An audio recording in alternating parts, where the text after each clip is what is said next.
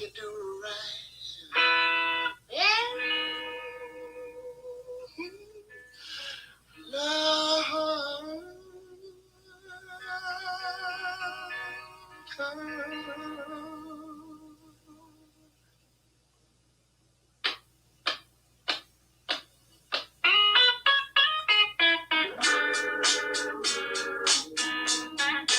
Love and happiness. Wait a minute, something going wrong. Someone's on the phone, 3 o'clock in the morning. Yeah, talking about how she can make it right. Yeah, yeah. Happiness is when you really feel good with somebody. There's nothing wrong being in love with someone. Yeah, oh baby, love and happiness. Love and happiness. Thank you for joining in. We're going to start here shortly. Stay tuned. Tonight's going to be amazing.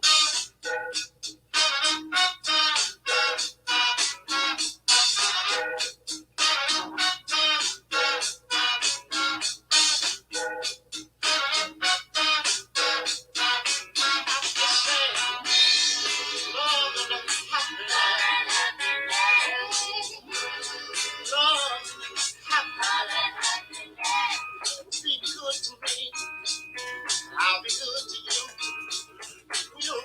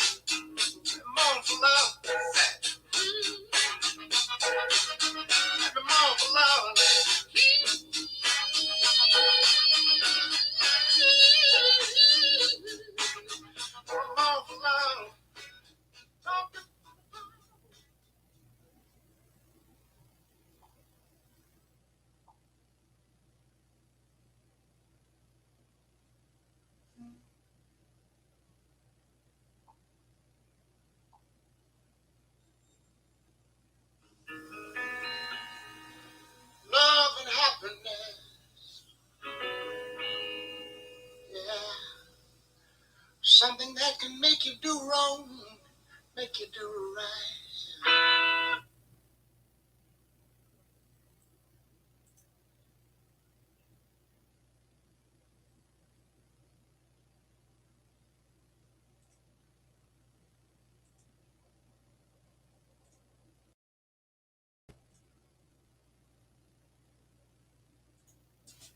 Hey, good people. Welcome. Happy Sunday. Thank you for joining in, tuning in to us here on Twitch. This is Love's Passion Chat, and I am Love's Passion. I am your certified clinical sexologist, bringing you talk every Sunday night at 8 p.m. Real people having real conversations about real things that matter, love, life, sex, and everything in between. We have an amazing topic tonight in which it pretty much touches the heart of everyone that you could possibly ever meet. We're talking about toxic parenting and parents as it relates to your future relationships. How does toxic parenting affect your decision making, your life skills, your overall relationship with your future mate? Again, my name is Love's Passion. We stream every Sunday here at 8 p.m. Central Standard Time. So join us, join in the conversation. If you have thoughts or comments on this topic, please feel free to comment. We love the interaction with our listeners and our viewers. If you're new to Twitch, make sure that you like our page so that you get notified of upcoming shows and when we go live. Like and share, invite your people over to be in on this conversation because it's bound to be an amazing night. And I'm going to bring up our beautiful and handsome co-host for the Love's Passion Chat. We're going to start with Mr. Ty Bear. You know him, you love him. Hi, Ty. Hey, what's going on, family? What's up? What's been up with you? Oh man, just really been working, and I'm on the road now, traveling. I've been in like 3 states in the last like 2 days, so just been really on my grind. Just excited, new chapters are happening, new things are coming down the pike. The tryout last week was amazing. Thank you guys so Oh, much. look, I Uh, told you I'd be a cheerleader. Now, I don't know about that football stuff, but I'll be a cheerleader. So yeah, you I just let noticed me know that. when them tryouts happen. Yeah, it was amazing, man. It was just really cool to see those women just, do things that my whole life I've been told only men do.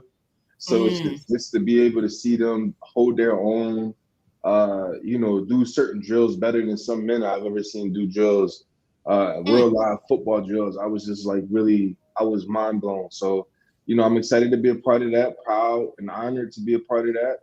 And ooh, as, wait. I huh? can't wait to your first game. I'm coming. I'm gonna be there. Yeah, I Even if you ain't can't wait. gonna hire me as a cheerleader, I'll be there. I'm still be there Yes, ma'am. in the stands. Like, go, y'all. I don't know what you're doing, but go ahead. Okay. So let's go ahead and bring up our next co-host, Miss Deb. Miss Deb, hey girl, how you been? How's life treating you? Oh, you know me, usual working stuff. It's been an interesting week. So Mm. how y'all doing? Oh, look, Beautiful. live, love it. Right. I'm Better So on you, now that I see your tonight in my face. robe, so that's okay. It looks good. It looks good. That's the beauty of streaming. So I'm gonna. Do you have any thoughts, comments on this show before we start? Mm. Yeah, it's about to go before just know whatever I speak on this evening, it is not the problem. I have no judgments. It's the solution. So down. Okay. We gonna roll with that. Let me go ahead and bring up the beautiful, you know her, you love her, Miss Peanut Butter. Peanut Thank you. butter. Thank you. Hey, Peanut family. hi baby. How y'all doing? Fine, how are you? I'm here. I'm in a peaceful, serene area. Okay. What you been up to today? Staying out of trouble. That part. But still working on my poetry, trying to get this book finished. I got a goal, so I try to write at least 2 to 3 pages a day. So I'm doing good with that. Yeah. That is Awesome. amazing. Okay, Ty. I think we have a phone. I'm gonna have to close it out. Is it not feedback? Right. The feedback is from our filter OBS. This is all me this time. So I done messed up the whole thing. No. Everything working good. Then she bring me in and it just get messed up. So close OBS. Okay, I did. Shit, it's not going to work. Are you streaming on Twitch? Are you muted? No. That is a good question. There you. Hold on. Let's see. Yeah, there it goes. It's gone. Is it? Yep. It's gone. Okay. It was the OBS. So guys, y'all And it's back. It's back. What did you just unmute? I unmuted. So am I the feedback? I think so, ma'am. You got something else going? Oh yeah. Hold on. My bad. Yeah, that's it. I was jamming earlier. My bad. Had me thinking. Hey, That Gunnar. Thank you for following. I hope Is that better? No, it's not. Okay, well maybe that. Okay, let me mute myself and see if it works. Oh, it does. Hello? Yeah, that's You doing something. so. The devil is a lie. Do you? It got to be something in your phone. How you're on your phone, right? You got to set up. Do you have Twitch open on your phone as well as? No. Just StreamYard. Twitch is on my laptop. Twitch is on your laptop. Okay. Yeah. And I have it muted. You have your laptop muted? Yes. Turn your laptop all the way down. The volume. Because it's picking up speaker.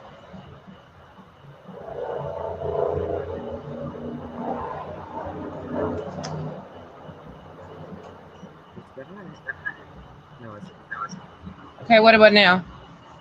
Hey, Let's see. is it still there? Yeah. It's still there. Is it can y'all hear me? Is there feedback? Yeah, I can hear you. Is it feedback? No. No. I muted her. So yeah. It's her. All right. It's okay. It's coming out of the phone, Close it down. going into the laptop. Okay, so I'm gonna leave and come back, okay? Oh, that'd be good. I'll be back. Okay. Please do. Look,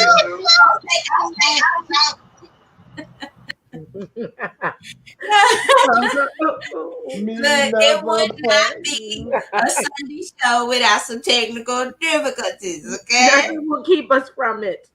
Right. Look, it just ain't gonna be. It's gonna be a show without it. I'm just saying. You know, when look. Let's wait for her to come back in and then start this awesome topic. Make sure you all are sharing this show because I'm sorry. tonight, What could have been the feedback? if she had it on her computer and her phone, you got 2 mics. Got 2 mics, but you should have muted one and turned it all the way If down. she mutes the show, she mutes the show. But if she doesn't mute her The computer, mic. Right. the mic is still hot. Right. Hold on. Let me bring her in. Yeah. She's back. Hey. Hey. Still got feedback. Okay, well, you know what? I'm just gonna close Twitch Yeah, and just that's shut it. my laptop all the way down. Yeah. Yeah. Yeah. Yeah. Good idea. Good Good idea. idea. Good idea. Hey, don't do me like that. That's how I be doing the comments and stuff. That's how I be knowing. Oh Yeah. shoot. Shoot. Huh. That's why I be telling you to look at the comments because I be looking at my laptop, looking at the comments that's coming on the screen. But it's okay. I don't want to be no problem. I ain't trying to be nobody burden. I'm trying to Wait, uplift you. that didn't That fix didn't it though. fix it though. You know I don't what? know It's what the still hell there. is. What the hell? So do me a favor. Do me a favor. Close it out on your phone. Go to the link on your computer.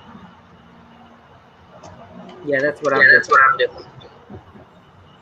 You wait till I close this slow ass laptop down and say some shit like that there. I'm a techie. I'm a techie.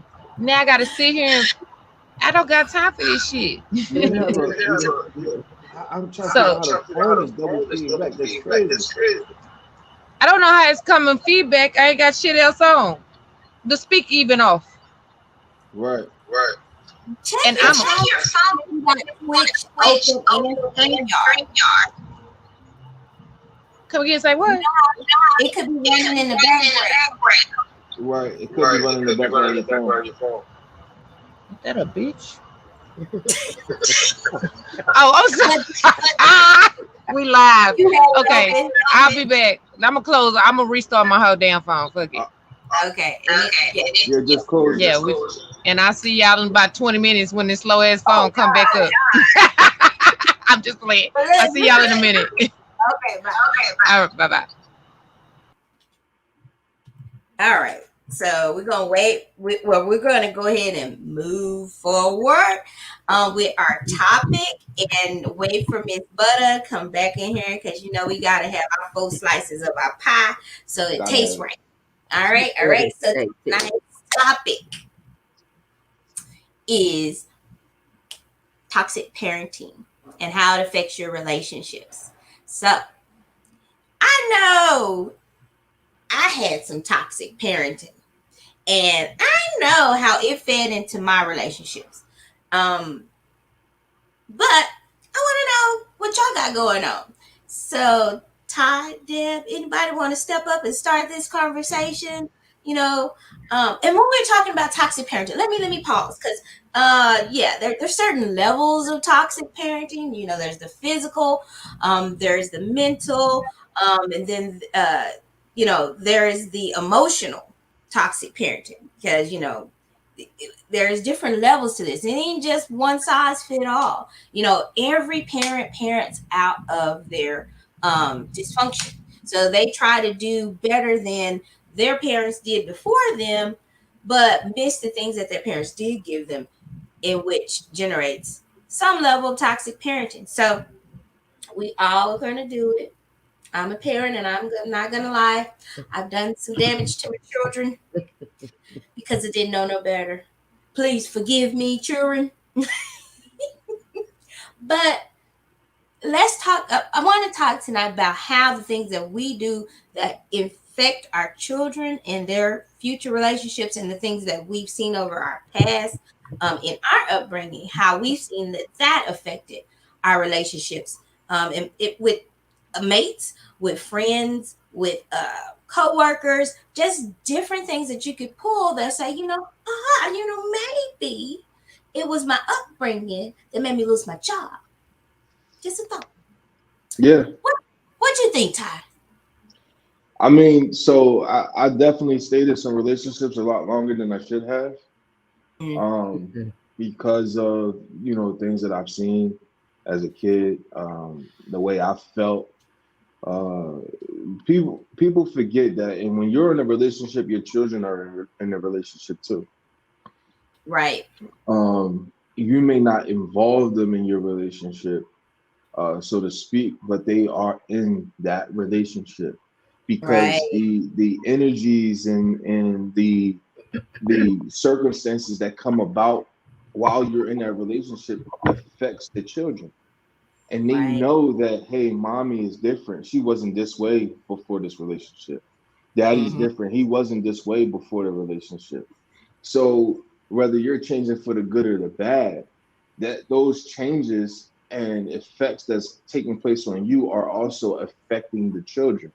So, Yes. whether it's walking away too soon, that may have a reverse effect and make a child stay in a relationship longer than they should have because my mom walked away too soon or my dad walked away too soon, or I wish they would have just sported out a little bit longer. Um, Walking away, not walking away too late, can have the adverse effect. You know what I mean? Where people do not give relationships a chance to work because, Right. hey, man, I watched my mom sit there and go through this for that long. I'm not going through that. I watched my dad take this for years and I refuse. The first sign of it, I'm out. So ultimately, what I'm saying is, I commitment issues is one of the biggest outcomes of not being mindful of how your relationship affects your children. Mm. You done said a whole mouthful. We're gonna dissect on that, but we're gonna bring Deb on, let her get her thoughts in on this topic. Hi, Deb. everybody. I think I have too much to say on this topic, actually. All types of scenarios are going through my mind right now. So I agree with Ty 100%. And I too do think that I had some toxic traits as a parent, Aretha. However, I would actually point mine out to my daughter and speak and talk about it, in great length, Right. so she would be, so she'll do better. Yeah. So I'm just ready to get into this because I just have Yeah. I see so much you on are my heart. you are emotionally tied right now to this topic. I see it all in your face. We're gonna bring peanut butter in, and hopefully we don't have any feedback. Hey PP. I'm Hey scared. PP. I'm scared to talk. Good.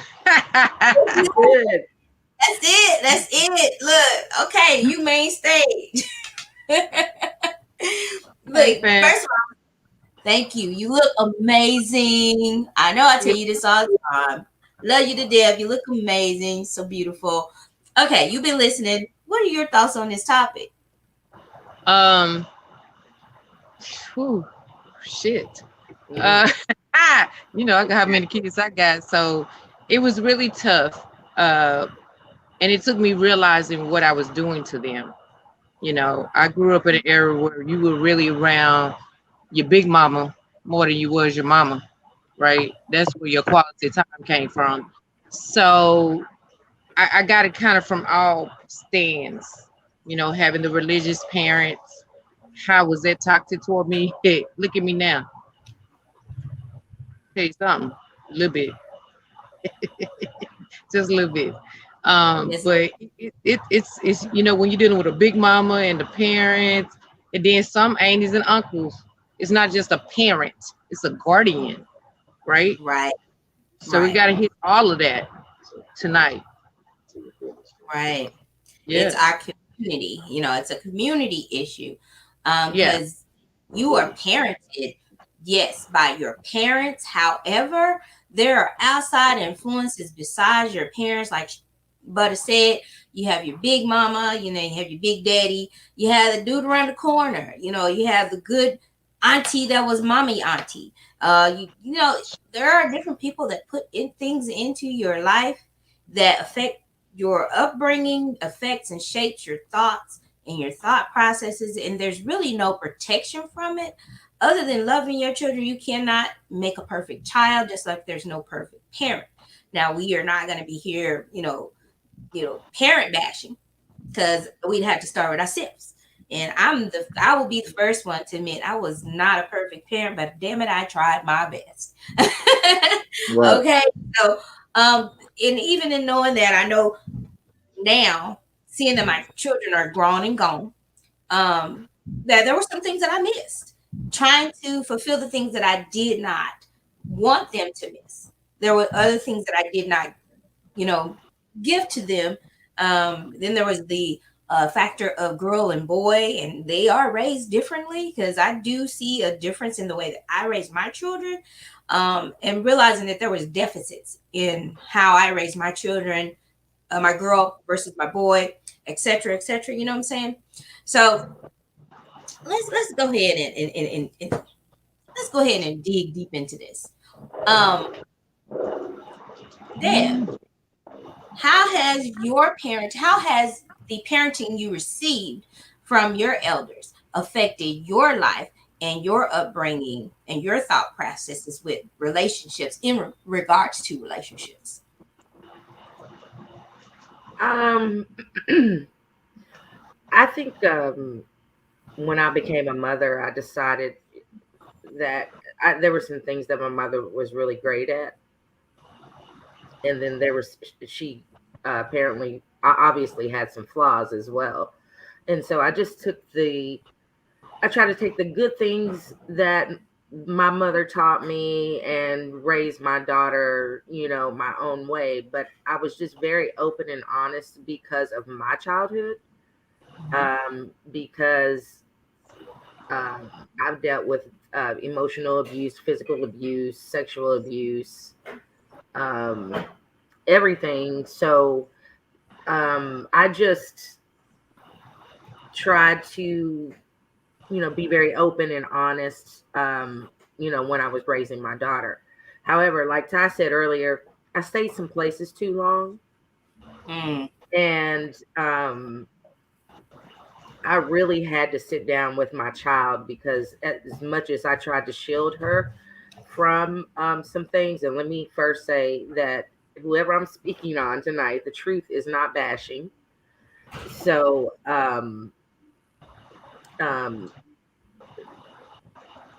I tried there in my relationships, I tried to give my daughter some things that I didn't have. So there was some places that I stayed too long to try to give her the male emotional support that I didn't have, if that makes sense. Yes, that makes 100%. 100%. So would you say that you learned, you stayed because that was not something that you saw when you were growing up? So that was an effect of your relationship, your parenting. That was the effect. Right. I guess I should start by saying this. My parents were married when I was born.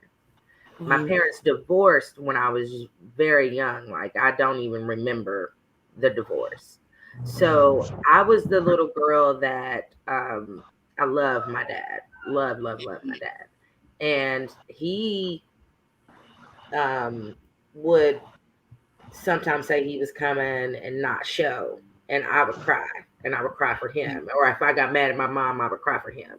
So I was I love my dad. I wanted to be with my dad, but I did not get the time with my dad that I needed. So when my daughter was born, I never wanted her to feel what I felt.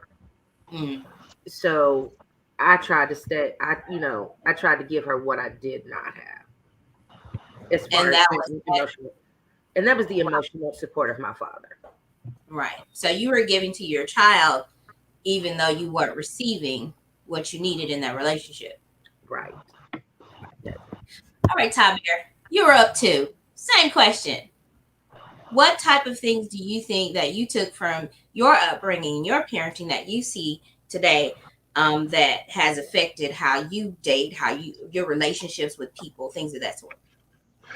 I definitely look for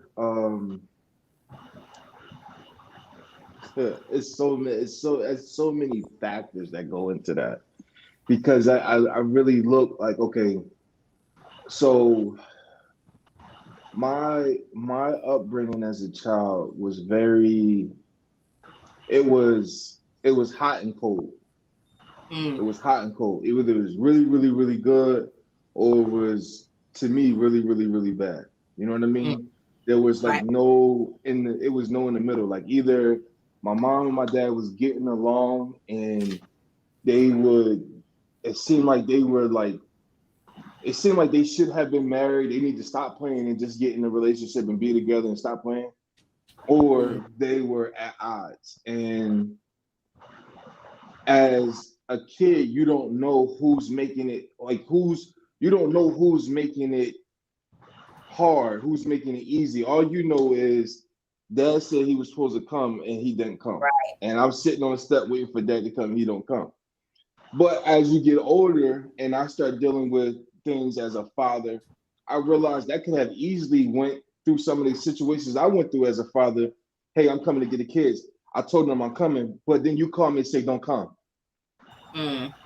Right? Or if you come, I'm not giving them to you, or I changed my mind. But you never tell the kids that you said don't come. Right. You never tell the kids that you told me that you're going to do something different. So now you got them feeling like I just didn't show up. Right. You understand what I'm saying? So it's tough for me because everything I went through as a child within my first 10 years of parenting, I went through as a parent on the father's as a parent on the parental side of things. Right. So it was it's tough because I'm kind of like reliving my childhood as a parent. You know what I mean? Things that and it's crazy how things come full circle, right? So it's like, damn, wow, this is maybe what my dad was going through, or damn, this is what my mom was talking about. Like, okay, I'm starting to understand that. So when you start looking for relationships and before you reach that level of maturity to turn around and look back at the actual facts of the matter, my relationships, it was just, I wanted my kids to have a 2-parent household. And I was willing to go through hell and back to make that happen. Just so my kids can say my mom and my dad was in the house. They grew up together. So they didn't have to go through. I was willing, and I did. I mean, I went through cheating. I accepted that. Affairs. I accepted domestic violence. I accepted, these are things that I went through, just so my children could say my dad and my mom are in the household. And not realizing that it may have been doing more harm that way than it would have been if I just had left sooner. So these are things that go into my parenting. Wow. So look, I think we 3 for 3 right now. Staying in a bad relationship for the children is just the overall umbrella. And that's what we learned from our parenting. And I think that we're not alone because we come from a generation where it was a 1-parent home and it was the mother, and I think that nowadays that more people are more adamant about, I'm going to make sure my children have a 2-parent home no matter what. I'm going to make it work. I'm going to stay through him beating me. I'm going to stay through him calling me names, cheating on me. I'm going to stay. So we're going to get more into that. Let's get Peanut Butter in and get her side of it. PB, you heard the question. You know it. You love it. But wait, before we get you back in, let me just say hello to our listeners. Guy Talk Unhinged and V-Ware. Thank you guys for listening. V-Ware says, I'm very upfront.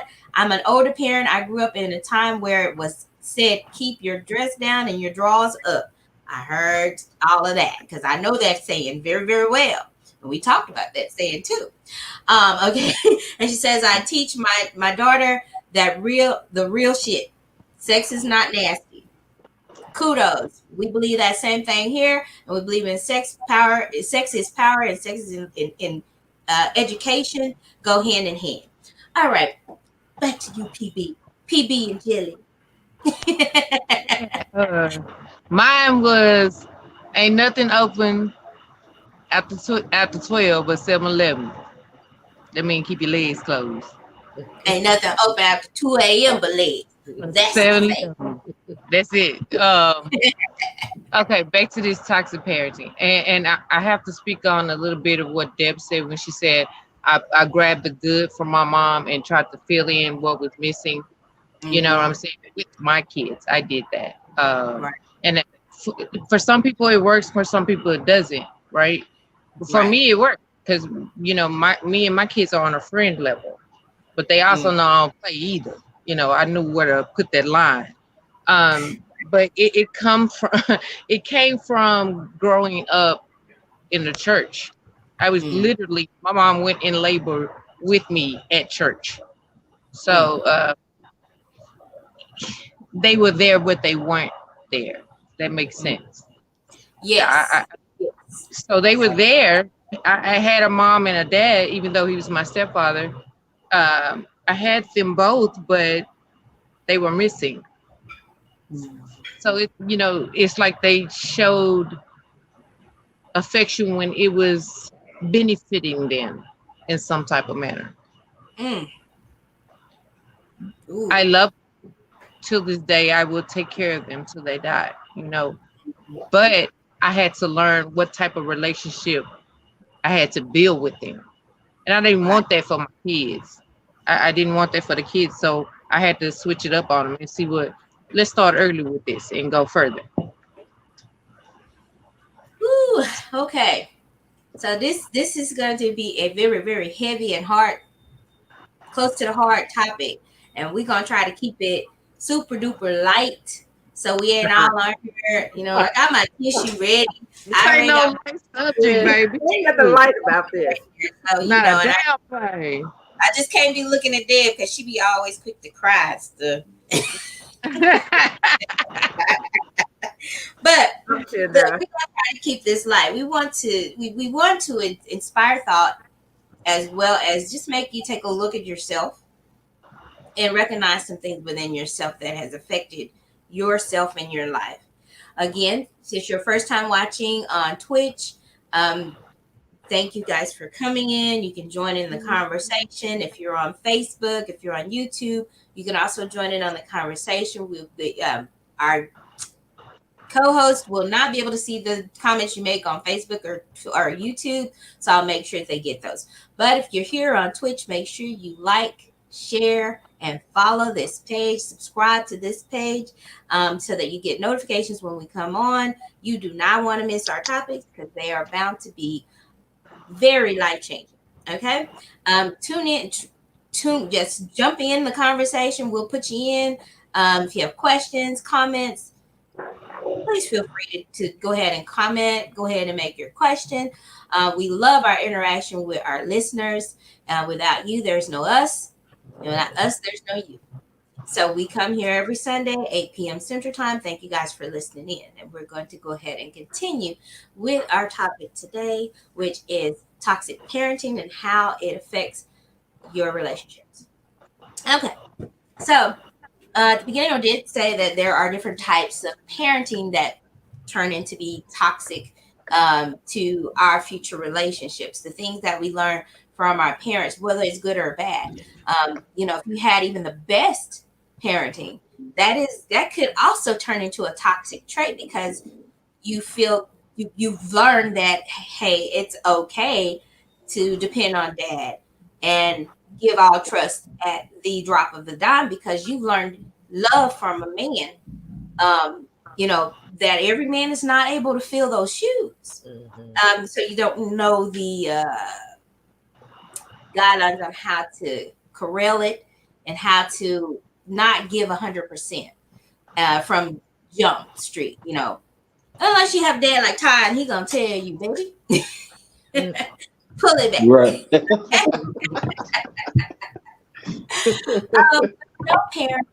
No parent is perfect.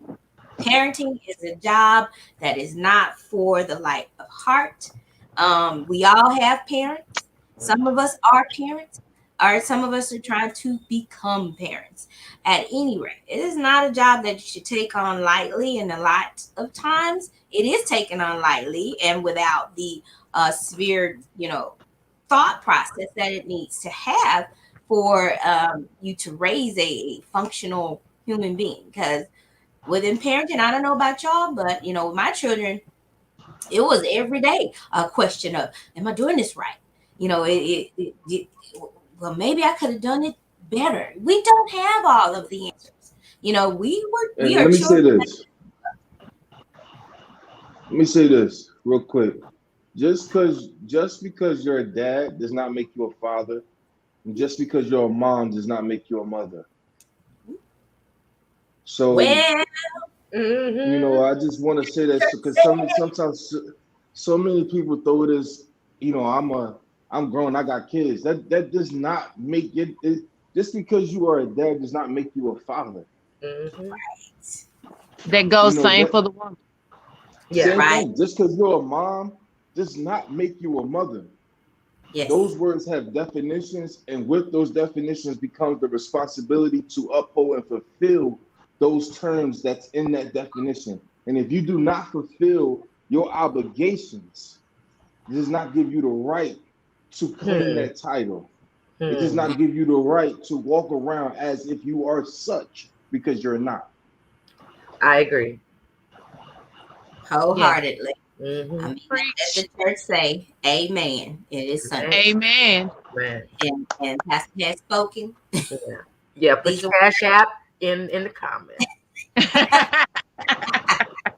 Passing around the plate. Right. So just okay, look. Some stuff that Ty say, you just have to take a minute and be like, Gonna process it. Well, Process it. It's okay. there are many of us that can relate to exactly what Ty just said, because because from a woman's perspective, some of us have children with some men, and they parent when it's convenient for them, you know, and you have to for me, that bothers me because I parent 24/7, and Right. also I know the effect that it has on my child. Children need consistency. I mean, if you're not going to be there, like I used to. I'm sorry, my baby's daddy. I used to tell him all the time, your time is free. Your time is free. That's what all I wanted. I mean, I never put him on child support. Didn't threaten him with it.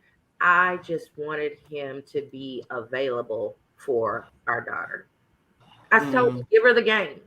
From a man's perspective, I am not a man. I mean, my friends can joke and say Happy Father's Day, but I am not her father.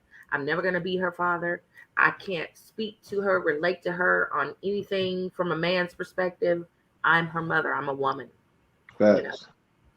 You know? And so I just wanted him to be there for her. Yeah. And that's what I also needed from my own father. Yeah.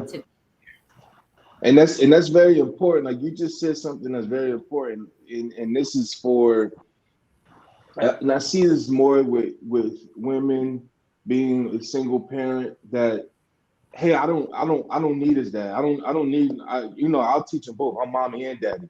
No, you can never be daddy. You can't be a father. I don't care how much of a mother you are, you can never be father. You're just a super mother. Right. You can't be father. It's things that he or she needs from a father, from a man, that you just cannot give. It's impossible. It's impossible. So, it's no knock to you, but do not confuse yourself, right? Or hoodwink yourself that you are playing both roles, because that child is still going to have a deficiency. That child's still going to have a void, because you cannot play. You just can't do it. Here is the reason why she can't do it. We don't have facial hair. We don't know how to shave. We don't know how to tie a tie. We don't know how them jeans feel hugging your nuts. Right. We don't know that.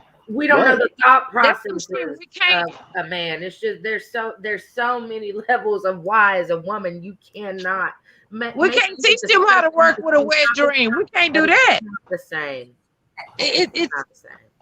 Especially if not. you're alive and well somewhere and you just don't find the time. Right. So if you have a Boy. father, yeah, and if you one of those that and I know we might be jumping the gun a little bit because we're going to get into this part, right? But if you are one of those that do have a father or a man that wants to be a father, and you guys just can't bite that, you got to suck it. You got to put your pride ego to the side and 'Cause just it's let about- that man be a father to his children. Right. You guys may not get along. You guys may not work. But again, like I said, like, just because he left you does not mean he left those Right. children. I was Exactly. never that mother. Never denied her. Never denied him or anyone in his family ever. I was not that. And we got so many, it happens so much that, okay, a relationship is done, or a man leaves a woman, and that automatically constitutes as, oh, you left your kids. No, I did not leave my kids. Me and you separated. I didn't leave my kids. We just now have to co-parent. And the problem is most of us don't know how to co-parent. And co-parenting, you have to have humility. You have to be humble to co-parent. Yes. That, to me, that is like the number one key in co-parenting, because chances are there's going to be someone else in the picture eventually, right? And you have to be able to accept that he has someone else or she has someone else, right? Right. You Right. have to be able to split the responsibility and be humble enough to say, okay, hey, when he's with you or she's with you, parent how you do. And in my home, these are my rules, and your home, here are your rules. But here's some base level requirements we're raising the kids on. We got to have some commonality here to set a foundation or a structure for these kids. We got to have something in common, and Right. and that takes the ability to be humble, right? To put your Right. differences aside, to set an even ground for your kids. Can I say something? Yes. Say something on that. I've done that, right? And in what Ty is saying is true. You have to be humble. You can't get all riled up and let your emotions affect the relationship between a mother and their kids, or a father and the kids. See, we're saying fathers, but it has to be both sides. Because Right. I've watched a couple of single men raise 3 daughters, 2 daughters, 5 kids by themselves, and the mom was on child support, and, she had visitation rights or what have you. So I've seen it both ways, right? As well as participated in it. And being humble is simple and easy. Put your kids first. Right. It Simple. takes 2 grown adults that are mature enough to be co-parents. Now, if you get in a relationship where there's a mature adult and a child trying to have a conversation about parenting, that's a whole different conversation. But I want to say, hey, Kitty Brashaw, thank you guys for joining. Hey, Brown Eye 777, thank you for joining. And VWare1 says a woman can't show a man is supposed to be, a woman can't show a man is supposed to treat, I think she means to be treated by a man.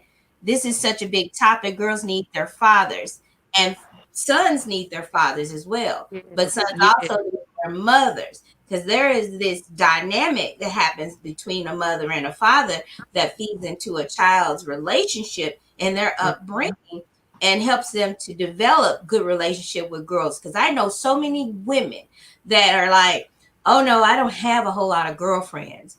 And I'm trying to figure out why you don't have a lot of girlfriends. You're a girl. We grow out of that catty stage at 12, 14, I hope, after puberty, I hope you grow out of that and you start developing relationships. But if their relationship is such with their mothers that they cannot form a relationship with their mother, that drives into how can I drive relationships with another female? Because then they if their mothers were jealous of them, that's how they learned the jealousy between, other women. Yeah, Because, parental jealousy is a real thing.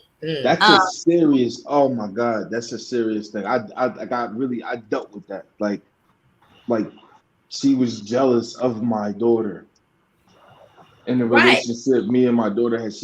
Her mother was jealous of it, right. Because and it's every scary. woman wants a father. They want a father figure, or they want to be loved by the first man they know, which is their father. And I did not have a relationship with my father. From ever. I heard things, and the things that I heard were not promising things, which deformed my opinion of my father. And when I got older and got to know him, I found out those things were true. So, yeah, that happened. But I was determined that relationship was not going to be the story of my child. And I did some things that may not have been beneficial to my child, but I also did some things that were beneficial. Um, the parental relationships between the two parents, even if you're not together, you can still be a unit. You do not have to be in love together, living in the same house in order to parent cohesively. Um, it just takes two mature adults to accomplish that task. And in maturity, just because she don't want you or he don't want you does not necessarily mean that's the relationship they're going to have with their child. I've seen a lot of women use their child as collateral to try to win back that man, or that man to use that child as collateral to win back that woman. Your child is not a pawn in your game of chess, and that's where damage happens when you start teaching your child, okay, I can use this to get what I want on this side, and vice versa. Um, what are your thoughts? You're right. You're right. I mean, I've had custody of my kids now, for full custody and sole custody of my children now for the past almost 7 years. And and even before then, you know, they were used as weapons. They were used as pawns. They were used to extort money, bills being paid. You want your kids? I need this money. You want to get your kids this weekend? You need to send me. You need to pay the car note. You want to talk to them? I need money for my phone bill.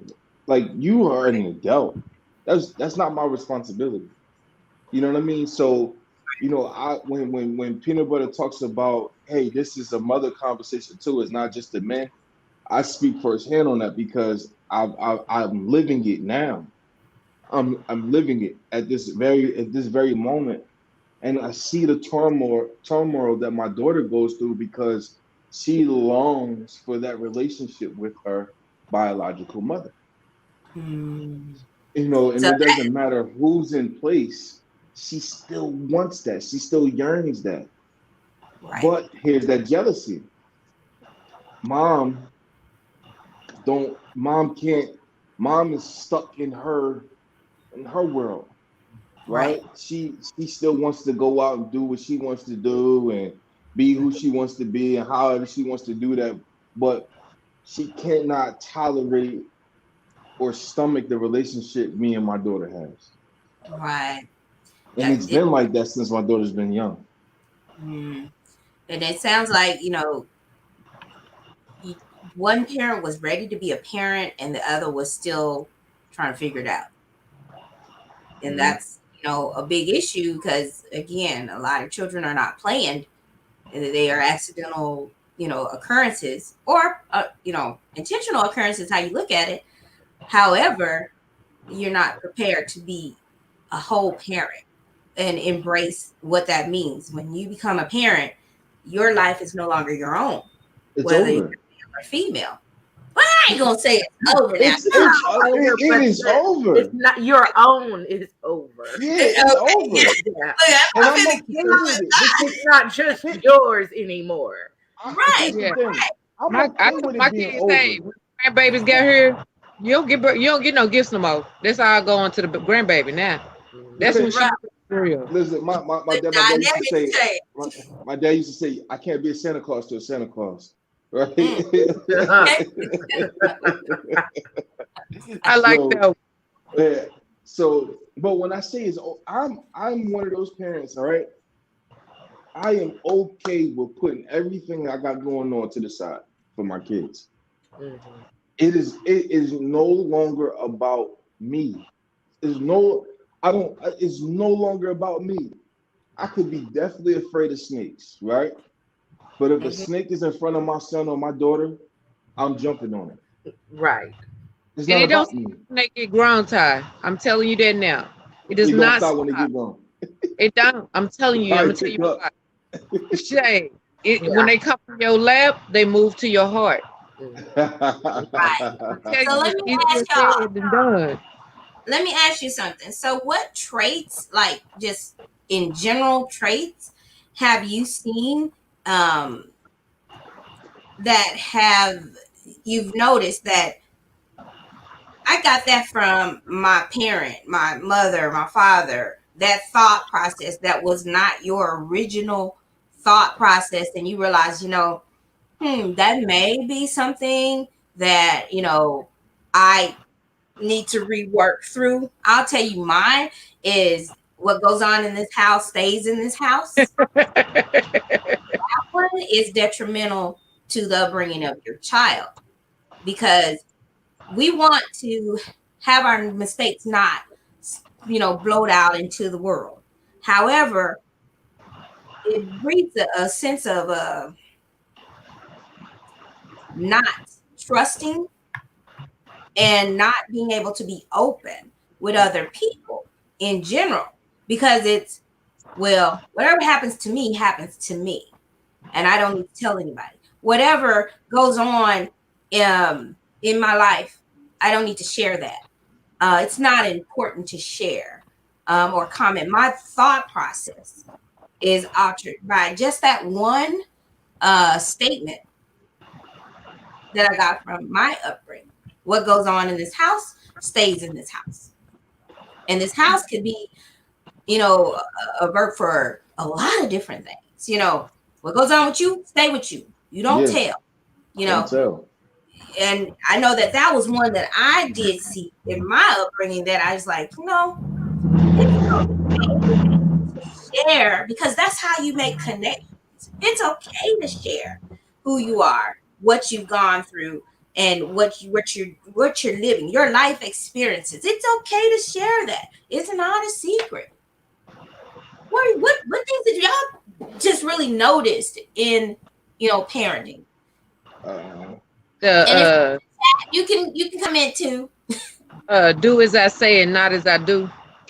Ooh, that's a That's good a good one. one. That's a good one. Yeah, boy, y'all got excited. Because we've heard that. I got that from Big Mama and Mama. In my case, I'm hoping my daughter does what she does and not what I did. No, it backfired on me. It really did, because regardless, every time she said that, it made me want to do whatever she was doing more. That makes sense. So Right. you know how kids are. Don't do that. They want to do it because you said don't do it, right? Yeah. So it kind of backfired on her a little bit, and I noticed even in my dating, I would talk to 2 or 3 different people, and I go on a date over here with this person on this day and make sure they don't run into each other, or if they do, they don't know what the fuck is going on type shit. I used to do that. Right. But because I saw my mama do it. My mama do it. One coming in the front door, the other one going out the back, jumping the fence, getting in his car. I'm like, what the hell? Yeah. I'm 5. You know what I'm saying? So Yeah, that kind of parable that you hear, don't do as I say, not as I do. I can wild out. But you can't wild out because I said don't do it. But you wilding out and you doing okay. Why would I do it? Right. Yeah. And I know what wilding out is because I see you. Look, Right. here's added to it. I didn't realize the consequences of doing it. She didn't tell me. She didn't know I was picking up and recording every damn thing, right? So I didn't know the consequence of it until, at the end, be like, oh, I done fucked up. You know what I'm saying? So, it'd be too late then, you done fucked up. Yeah. Right. Yeah, for sure. You, Ty, what you got? What you pulling out your bag of tricks? I think, Your old soul. I think for me, it was more or less just like seeking validation. That was a big one for me. My mother was biracial. The man that stepped up to be her father at the time really wasn't her father. He struggled with drug addiction. He was in and out of prison. That was my grandpa. You know what I mean? So, I seen him, didn't see him. Her biological father, she's biracial. So her biological father was a white man who had a wife. So couldn't really be there for my mom, and then that whole situation. So my mom always was kind of like the black sheep of the family, the high yellow one, and just kind of treated differently from everybody. But it was always so much pressure on her and these are things that I seen as kids. Like I noticed my mom would work and then give her whole check to my grandma, and my grandma would go out to the bar, to the club. You know what I mean? All like these are stuff that I seen as a kid, and then that you think the kids don't see, but they do see. Right. So and I noticed that my mom will always do things to get approval, to kind of like that validation, to secure her spot in the family, kind of like a sick, twisted way of earning your keep. You know what I mean? So Kimmy D said that was us. Huh? Kimmy D13 said that was us. So so for me, I realized that of course now I got older, that I realized that I was falling into this trend of seeking validation. And then I realized that, my relationship with my father, I was seeking validation, kept seeking validation from my father. I wanted him to see me. I wanted him to know, hey, you can be proud of me. I'm your son. I'm your namesake. I'm Junior. You know what I mean? Like I'm good. Like you were really good in football. I'm really good in football. You were really good in this. I'm really good in that.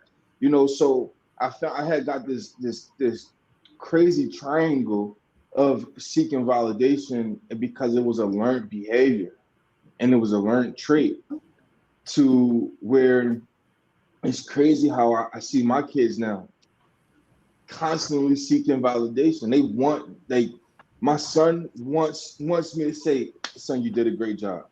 My daughter wants me to say that, and they seek that attention, and it's crazy how in my life, because I had my daughter when I was very young. I had my daughter when I was 18.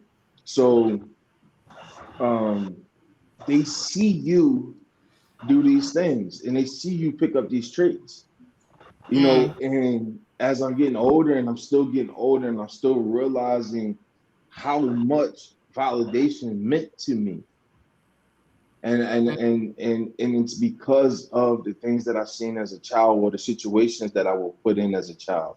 Even how that goes. Your one parent has kids someplace else, and and you're here, and then he loves them more than he loves you, or he cares about them more than he cares about you guys, and this, that, and the third. So you're constantly comparing yourself, right, in the process of seeking validation. So that's one of the things that I see that I got from that.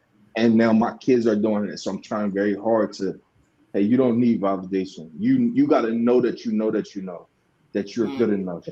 You got to Right. know that you know that you know. You got to know that I love you. You can't question that. You can't. Right. You can't ever have That's a not what they're shadow of doubt. questioning. Right. It's not you they're questioning. Right. It's So themselves. Dad, No, Who is it? you're there. You're available. It's not your love they're questioning. That's Mm. mine. It's the Mhm. missing component. Makes sense. Makes that perfect sense. right. So Kimmy D13 says, not white enough for one side, not black enough for the other. Right. I would Yep. like Kim. What Kim's my sister. Kim Yes. is saying we're like we can relate to what your mother did. Yeah. Right.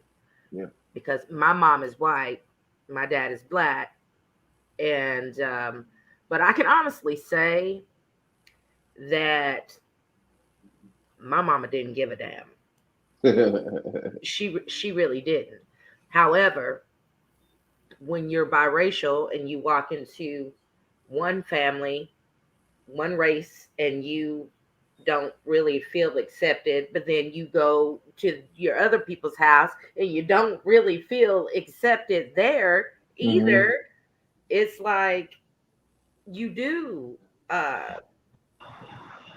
what you can just to try to feel like you belong, Right. so I can relate to that and a lot of things that you just said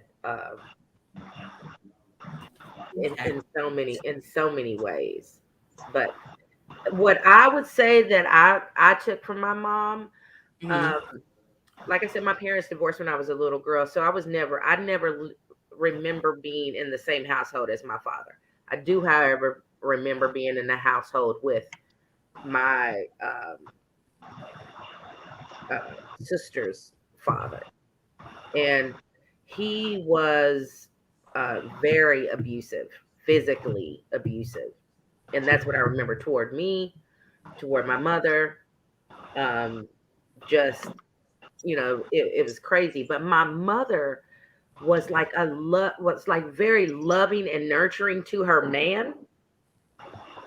And later on, I found out that even though they weren't worthy, you understand what I'm saying? There's nothing wrong with loving and being subservient to your man, but they should be worthy. And so I realized about myself that I would give all of me to people who hadn't even earned the right to receive all of me. So that's a trait that I know that I learned from my mother.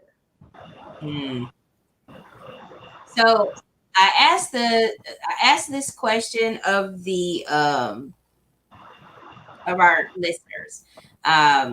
What sayings did you grow up that you reverberate today? Now I know we went through do as I do as I say, not as I do.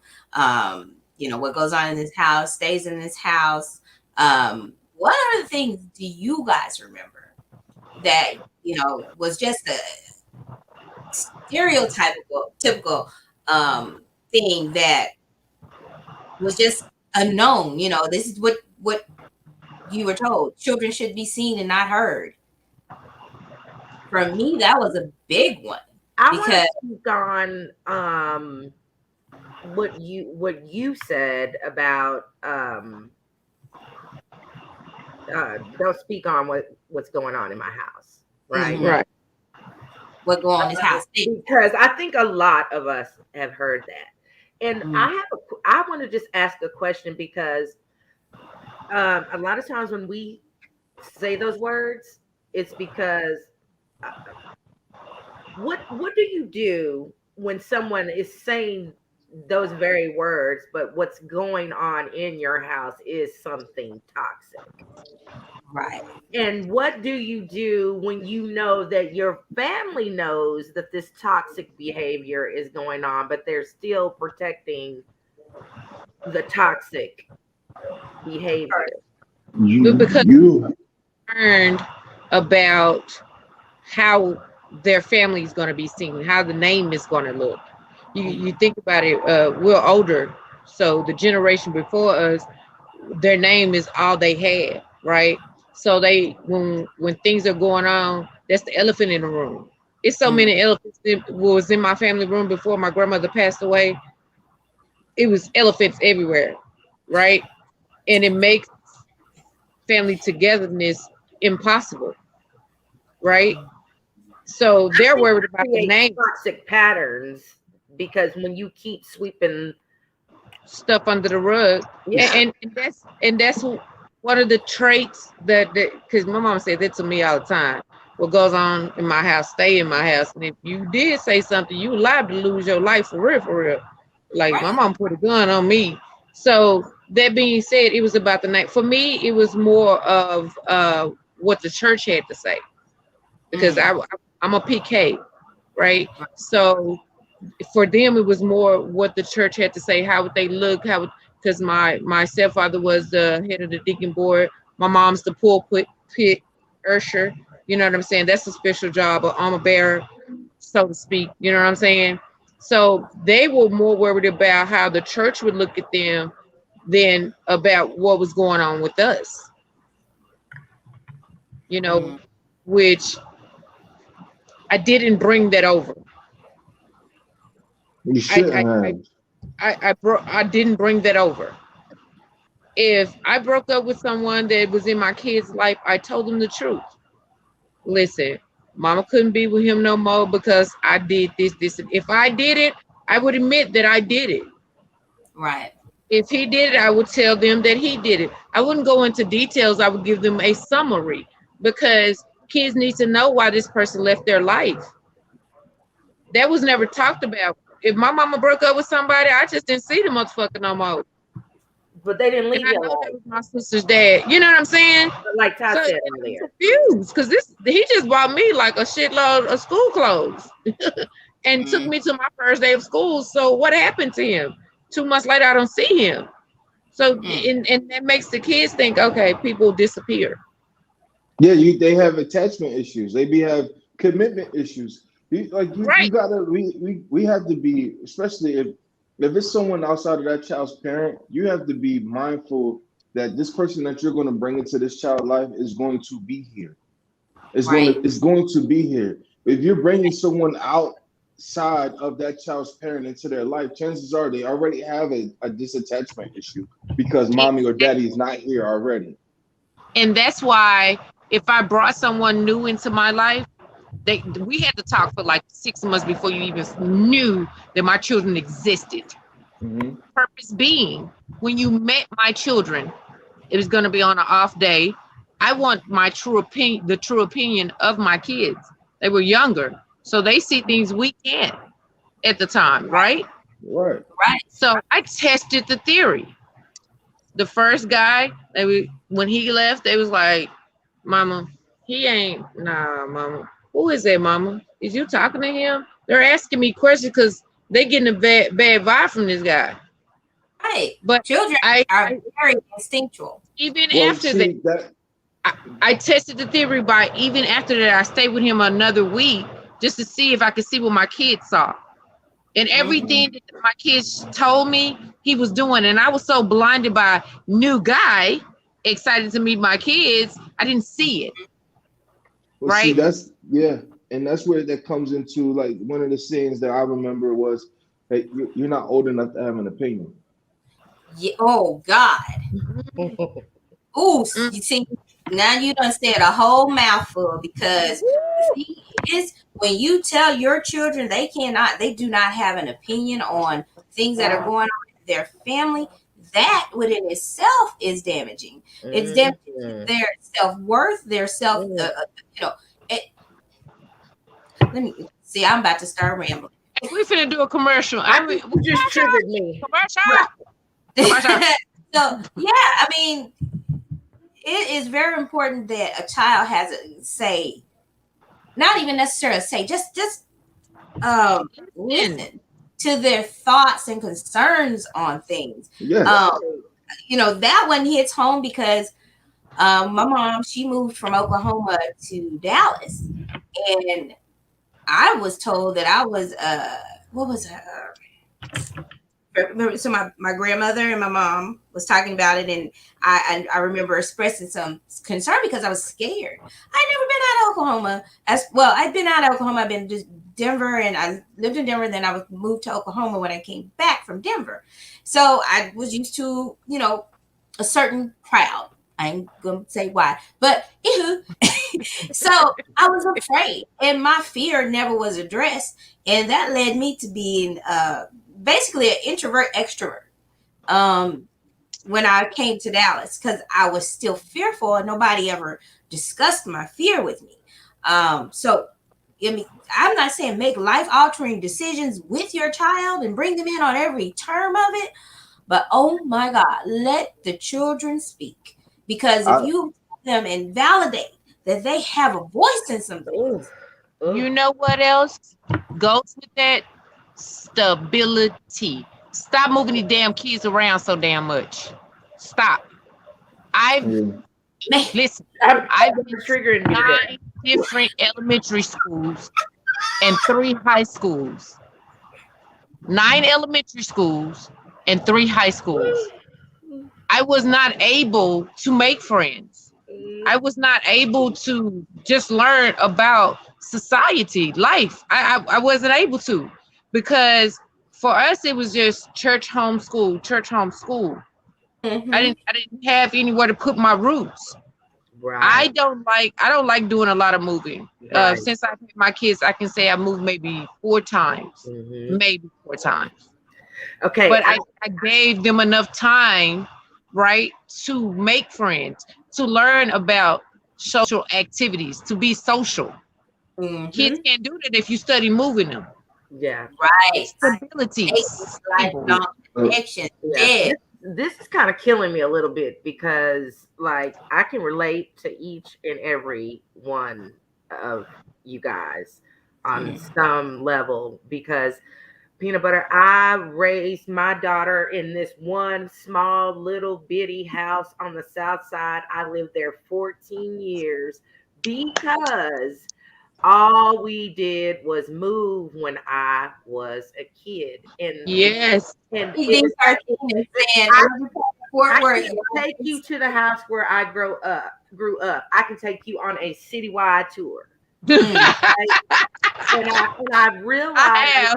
Yeah, and I realized that I was not rooted. I was not grounded. I did not know what that was, and I intentionally gave that to my daughter. I intentionally gave that to her. There were things with my parenting that I did intentionally because of my own childhood. And then the other thing is having an opinion when one of your parents is dating someone, not being able to speak on that. I'm a firm believer, and I still am. If the kids or the dog don't like him or her, they know. They know that something is off. Yeah. And I'm sorry, and I'm going to say this too, because I'm a firm. I don't know why, but I've had both of my parents put their significant other before me, both of them. And children feel that. Right. My mom would cook her dude better meals. My mom would gone and leave. My mom did. She literally, I remember her looking at us and saying, "Y'all just don't want me to be happy." And it's like, no, we really do want you to be happy. This is the sick part that I'm so sorry. I'm sorry, Ty. No, go ahead. This is the strange and sick part about my childhood and my mother, God rest her soul. My mother brought home 3 men, and she brought home 4 men, but the first one was very violent, and the other 3 were all sexual predators. Oh my God! All 3 of them. Right. Thank you, Mama. This is why she said that. This is why she said you don't want me to be happy. because you got so her happiness has always came from, chances are, from a man. Mm-hmm. Her happiness was never, she maybe never found her happiness within herself, Mm-hmm. or the relationship she was going through, right? The relationship she was going through, so here's the thing. When we talk about moving these kids so much, a lot of that is because of what we talked about prior. And that is what goes on in this house, stay on in this house. So what happens is we're moving because we are running from topics. We are running from problems. We are running from issues in the family, as opposed to stop being so damn cowardice. Stand up, open your mouth, and speak on it. Call it out and chop the head off the snake. Because we keep trying to run from it as opposed to dealing with it, and we never deal with it. We just keep on moving away from it. Right. And we got to stop that. We got to stop that, because we're moving and we're moving and we're running and we're running, and we never handle anything. We never solve anything. So you have untreated trauma after untreated trauma after untreated trauma, and then you have no roots. You have no stability. Pastor. You have no roots. You don't know what it's like to be stable. You don't know what it's like to be in one place more than 2 years, more than 3 years. You don't know that. So then you're wondering why you can't keep a relationship more than 1 or 2 years, because you got to keep moving. You're not used to having the same environment. That becomes old after a while. That becomes unfamiliar after a while. We got to stop that. We got to stop that. We got to stop that. We got to preach stability. If there's an issue in your home, don't move from it. Stand up and deal with the issue. You got to. Sometimes you have to undo your raising. You got to undo it. Yes. Program yourself. Yeah. Program.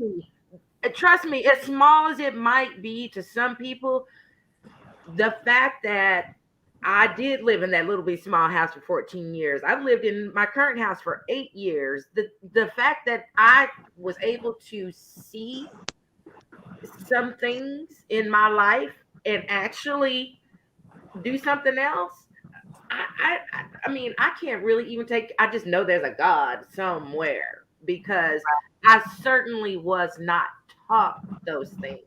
I think the one thing that my mother gave me that was probably one of the greatest gifts she gave me was the ability to communicate and be open. You know, we couldn't talk about everything, but there was still comfort with my mother that I always had, that I wanted to make sure that I had with. You know what? We gotta take a brief break. Wait. We've been going on this topic. I know. Because real quick, there's so much here to unpack. I can't. Yeah, because Deb, what you took from your mom, you said was the gift to communicate. I took that and flipped it, because mine was, my mom didn't communicate with me. She didn't listen to me, right? So I didn't want to be there for my kid. And sometimes I listen a little bit too much, but it's different.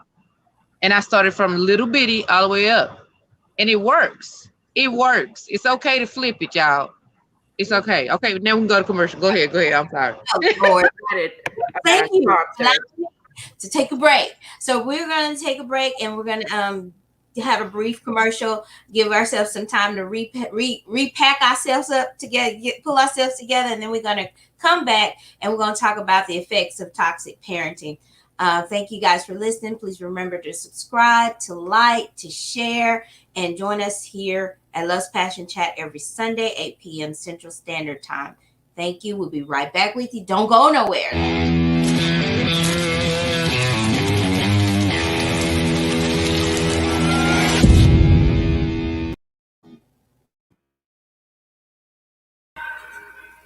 Hi guys, I'm Love's Passion. I'm your certified clinical sexologist. I specialize in normalizing the conversation of sex and sexuality. Today, I'm also your bedroom candy consultant. I have some tools to add to your tool chest for that sexual playtime. Today, we have what's Bust a Move. This Here is a lifesaver for us busty women. If you have large breasts, you understand what I'm talking about. You get that chafing underneath and the chafing in between for those thick thighs and loving it, young ladies. This Bust a Move is our moisturizing, controlling topical starch bleached breast lotion. Bust a Move dries as a powdery substance. It's silk finish and skin keeps your breast and other intimate areas fresh all day long. You need this for chafe-free gentility to those secret areas. It also smells amazing and it doesn't leave behind a residue. You need this. If you work out, you know what I mean. If you wear that sundress, you know what I mean. Bust a Move. I'm going to put it in the link. You can also find it in the chat comments. So join it today to buy it today. It's Bust a Move. It's from Bedroom Candy, and this is $23. And you can follow me on Instagram as well as Facebook at Love's Passion. All right, back to the normal scheduled program. Have a wonderfully sexual day. All right, that's our commercial. I need some of that. Well, I put the link in the chat, so if you like to order the Bust a Move, just click on that link and it'll take you directly there. Go ahead and push buy. All right, Bust a Move. And Bust a Move is, I'm trying to tell you, it is what it is. If you know what I'm talking about, for those of us that have them thick thighs, in the summertime with that sundress, we be striking matches. Just to put out that fire. You know what I'm talking about. All right. Let's get back to it. So, what are the effects of toxic parenting? Families, no matter what types of forms it take, have significant impacts on an individual's feelings of self-worth, perception of trust in others, and a general worldview. Basically, the foundation of how you see yourself, of how you interact with other people and places and things around you will be established within your upbringing. Now, I say all of this because we've basically been talking about relationships as far as it relates to mates. But how has your parenting and upbringing of your parents parenting you affected your general life and your thought processes on that, with work, with friendships between just general male and female friendships, and establishing those? I told y'all earlier, my thing was children aren't to be seen and heard. So it kind of devaluated my emotions and gave me a thought of, you should not be seen or heard in any way, form, or fact of life. So no matter how awesome I might have thought myself to be or built myself up to be, I dumbed it down because in the back of my mind, that was the thought: you should be seen, not heard. And I expect for my accomplishments and accolades to be seen, but never heard. And that's kind of like the tree, does it fall in the forest? Do you hear it?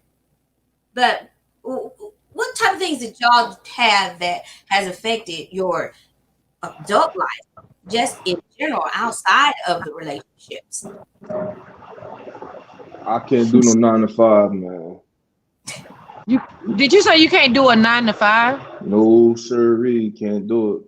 Can't do it. How does that feed back into the parenting? Because I watch like, okay,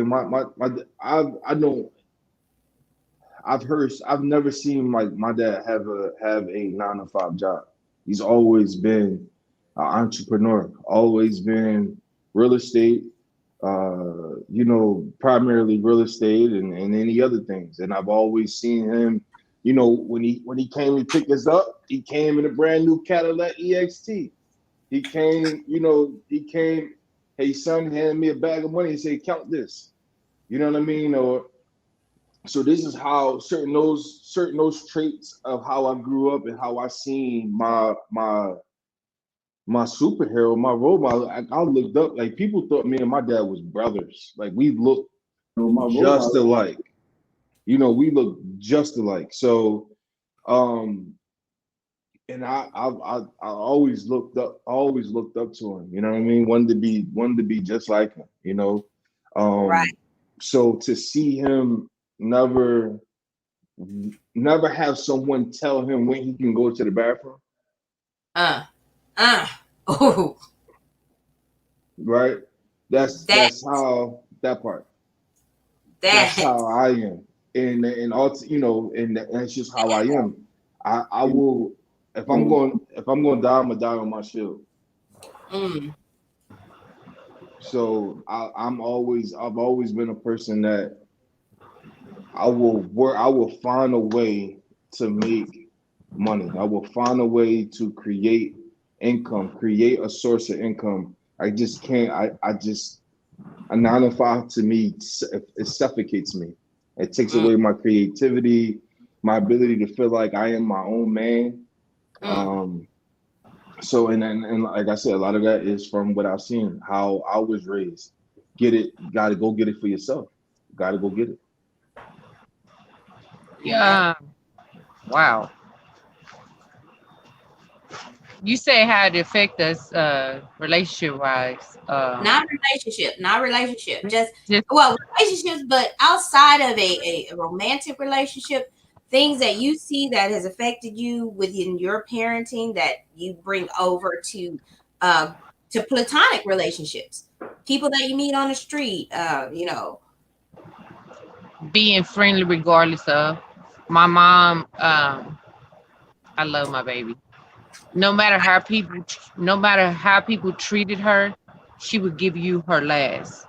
Right. I remember a lot of times there were families in need of food, and my mom would be having us in the deep freezer, damn near about to fall over in it, packing bags to take to whoever the family is, or the family was going to come by and pick it up. And that's how I am. You can talk about me like a dog, but if you need a sandwich, you need to eat, I'm gonna go in there and cook it for you. Here you go. I'm gonna let you watch me, so you don't think I'm trying to poison you. I'm Mm, going to, take for instance the guy that violated me. I forgave him. He's my family member, and we still I kick it with him today. Call him, check on him, all that stuff. Because I had to forgive. Mom has to me, she has a very forgiving heart. I can see that with being a preacher's kid. I can see that because pastors and pastors' wives, they have to be this cordial, this stoic. Nothing ever phases me. All is good, all is well in the world. God is good all the time. When it may be different. I can see that. I mean, I literally I understand that concept. What about you, Deb? I think one of the things that was going through my head was being complacent, and just being okay with surviving, not not not expecting or wanting or needing more, you know. Like I say, a few years ago, I just decided that there's more to life. I had a plan. I was going to work a job. I found a job. I work with, even though I wasn't treated well, I stayed. I was there 22 years. I was just okay with getting by. I didn't want more. I didn't expect more from others. I didn't make people treat me well, and it was, just, up until a few years ago where God said, no, you do something else. But for the majority of my life, I think I've just been okay with getting by and okay, with mediocre treatment or mediocre pay or, whatever. But, now, that's different. But for the majority of my life, it was just trying to just okay with getting by. Okay, so Yeah, that's tough. yeah, that I mean, everything we here is just utterly life altering and life changing. You know, things that you realize that you've grown up with all your life that still affect your life later in your adult years. You know, you don't really think about it on a day-to-day basis until it just something to just be like, hit you in the face. And you're like, well, you know, hey, okay, maybe this was not a good trait to carry over into my adulthood, but you've already passed that on because we are learning these traits from our family, from our you know, family, our upbringing, our neighborhood, our community. We're learning these things and we're passing them on unconsciously, Right. passing them on. You know, I I I had to have a real coming to Jesus moment with myself and say, you know, self, you may have an issue here because I did realize that I am not an empathetic person. Now I can show empathy, but I empathy to be empathetic to a situation. I realized that when I was doing it to my daughter and I saw the hurt in her face, and it just kind of tore me a whole other level of unnormal. You know, and I had to really sit here. I was like, hold on, babe. Let's sit down. Let's talk. I'm gonna explain something to you about myself that I just learned within this moment. You know, and just having those open moments with your children is so important to show them that you are not perfect, that you are a fallible creature, and everything that happens to you is not going to be copacetic. You know, I I say, know I'm not an empathetic person. I know you need something right here, but I do not possess those skills to give it to you right now. You know, you can show me because she's very empathetic. I mean, you can show me, and I can learn that from you. And I think that within itself, those type of conversations push our relationship further. You know, as human so beings, not as a it's parent. also teaching us too. It teaches us as a parent. You know what I'm saying? Like what we're actually missing. Because you Right. know, Yeah, I I mean, I Hmm. got boys and girls, right? So I'm getting different personality, like 5 different personalities. So, but Mhm. each one of them pulls something out of me that I didn't know that was there. Hmm. Each one of them were different. Each one of them got their own personality, their own style, their own way of being. And then all of a sudden, you see you in each one of them. Right. yeah, Right. It opens your eyes to another level. Like, okay, how do I deal with me? Mm. yeah. And then here's the thing, and when you find out one of your shortcomings is one of the most thing is one of those things that one of your kids needs the most, that's a scary, vulnerable place as a parent. That Yeah. Hmm. I know that you need this, you need like out of all things, you need this the most, and this is my shortcoming. How Right. do how do I do that? How do Right. I help you? How do I be there for you? You know what I Right. I mean? call And shit. Hey. And you know what, Ty? You know when I was saying like I gave my daughter this because I didn't have that. There was a point in my life where I realized I'm giving her what I didn't have, or what yeah, Mm. she really needs. Aha right, moment. right. You know what I And mean? Right. I remember my because my childhood was like it was kind of crazy. Like my pop was so it goes. I have it goes my mom and then I have my brother and my sister and their mom. So it goes me, my mom, my brother, his mom, then my sister, my mom, and then my other sister, their mom, right? And we are literally are like a year apart. All of us are like a year apart, right? So it go boom, boom, boom, boom, boom, boom, right? Hmm. So and then of course you got the family drama, right? Where you got adults acting like they are immature as kids, feeding fuel between children, right? Mhm. Because of their opinions about another adult, which has nothing to do with the children. That's another topic. I hope we can get in at some point. However, I used to remember say, okay, because of those poisons and seeds that were put in my head and that was always talked about, right? I used to go to them like, well, why do you do this for this one or that one, or why do you do this for her? Or why do you do this for him? And he said, I have to love all y'all differently, right? Mm. And as a kid, I didn't understand that. As a kid, I hated that statement. I hated it. I didn't understand it because I'm like, no, we all your kids. You love us the same. What are you talking about? You give us all the same love. But it's not the case. Right. It is so not the case. And it's one of those things you don't understand as a child. You don't understand. You won't understand until you become a parent. That my kids need to be loved differently. I have 3 children now. They all are so different that I have to do what I can do for one will totally break the other one's heart. What I can do for him will make the other one's day. You know what I mean? So it is just, it's so crazy that you have to be attentive to your children and their needs, right? Because they're just different. They are just different. And they process life and experiences differently. And it sets them up different. Kimmy D13 says, my 3 sons and my nephew are still acting like spoiled brats. Deb, is that true? Facts. Preach, Kim.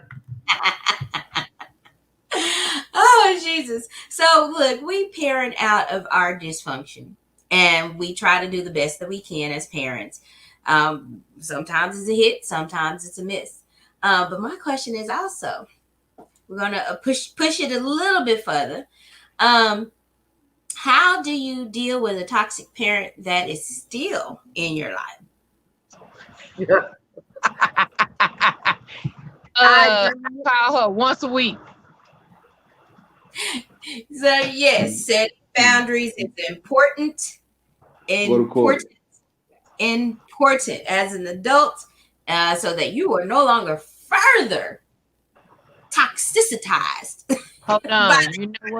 You know what? Toxicity. These parents, if your kids tell you something in confidence, they don't want nobody else to know. Don't let nobody else know. Yeah. Because that's part of building trust with your children. Right. My kids tell me something, the first thing out of my mouth is, can I tell such, or is it okay for me to talk about this with such? If they okay with, they say yes, because sometimes I need help and I don't know how to handle whatever they just came to me with. So I asked them, even as being teenagers, I would ask them as kids, can I tell your granny? Can I tell your papa? Because you got to build a trust with them. That's the main thing right there. When you break a kid's trust, you done lost them motherfuckers for life. Yeah. For life. I think one thing it's important to understand about being a parent is, I remember being a kid looking at my mother thinking she did this wrong, she did this, and I only looked at her like as my mother. I never looked at her as a woman and the person, and didn't consider what my mother had even been through. You know what I mean?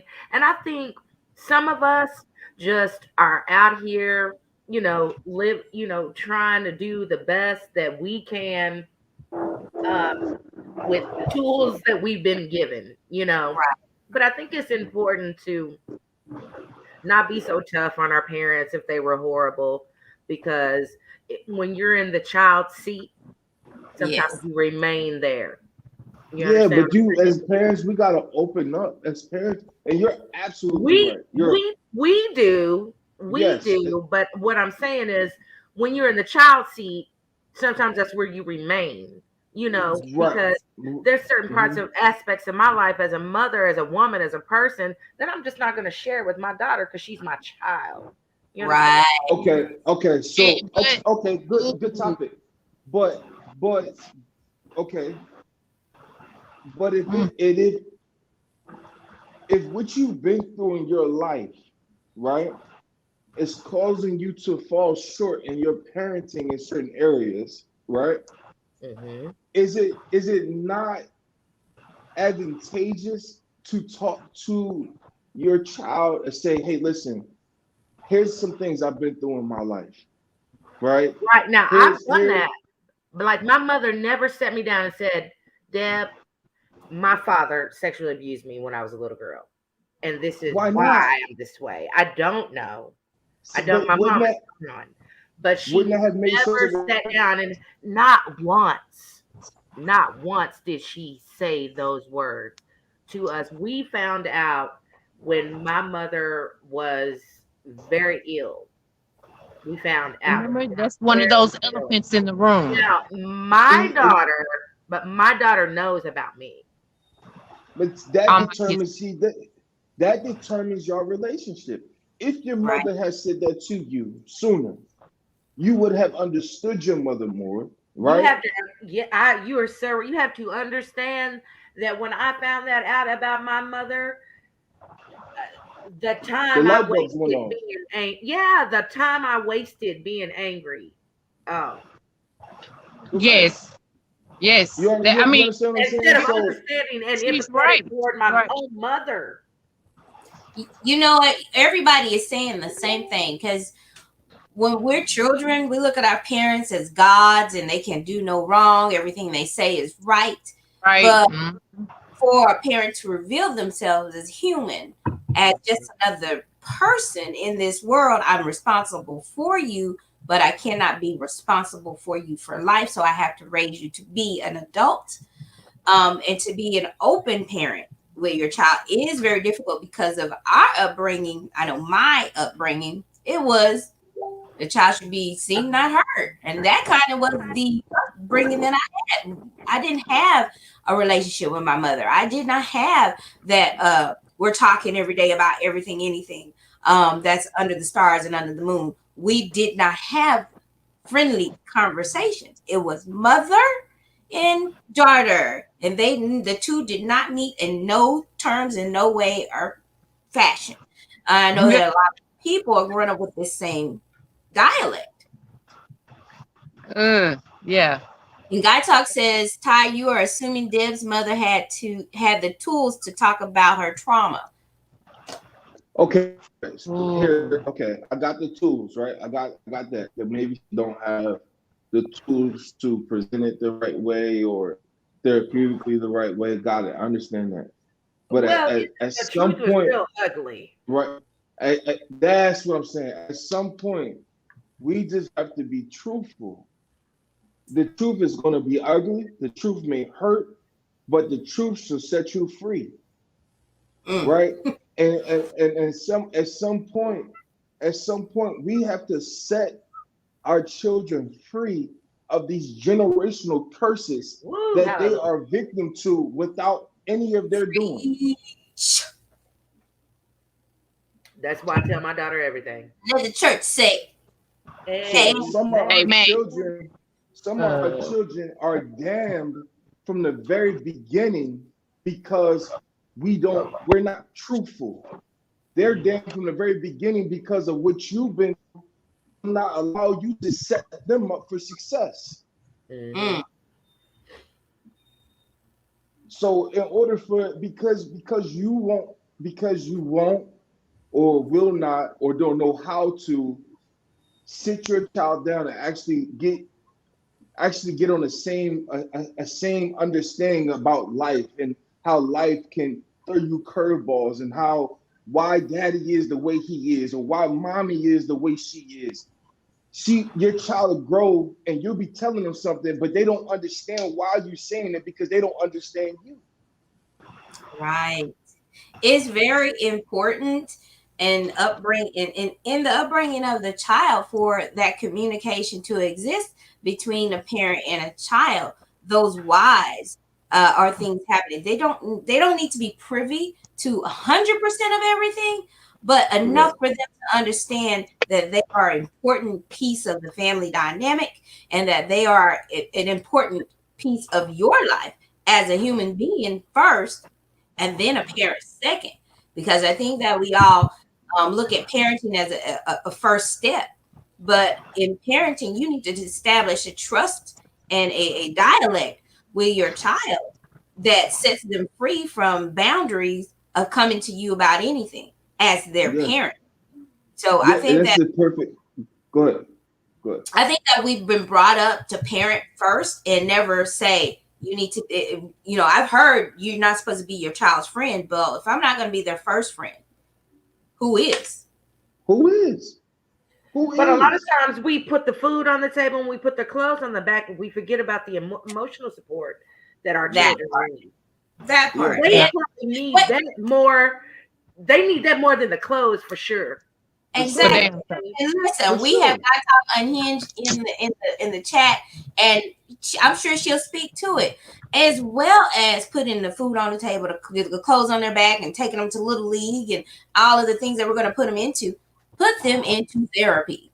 I am Mhm. pretty sure that it should be a nominal part of their upbringing, because you want to develop well-rounded children. No matter how great your parenting is, there's something that they can always get from someone else.